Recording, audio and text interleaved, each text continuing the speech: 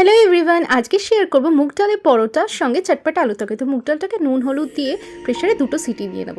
তো এরকম ঠিক টেক্সচারটা থাকবে। আর এখানে আলুটাকেও সিদ্ধ করে নেব। আর এখানে আমি জিরে ধনে আর শুকনো লঙ্কাটাকে ড্রাই রোস্ট করে নেব। আর আটা ময়দা আমি নিয়ে নিয়েছি, শুধু ময়দা দিয়েও করা যেতে পারে। পরিমাণ মতো নুন, তেল, কসুরি মেথি আর অল্প অল্প ডাল নিয়ে ঠিক এইভাবে মেখে নেব, রেস্টে রেখে দেবো। আর যেইটাকে রোস্ট করেছিলাম তার মধ্যে আদা আর কাঁচা লঙ্কা দিয়ে ওটাকে বেটে নেব। সর্ষের তেল দিয়ে কালো জিরে দিয়ে সিদ্ধ করে রাখা আলু পরিমাণ মতো নুন হলুদ দিয়ে ভেজে নিয়ে টমেটো দিয়ে ওই বেটে রাখা মশলাটাকে অ্যাড করে দেবো। এটা যে কী খেতে ভালো হয় একবার হলেও ট্রাই করো।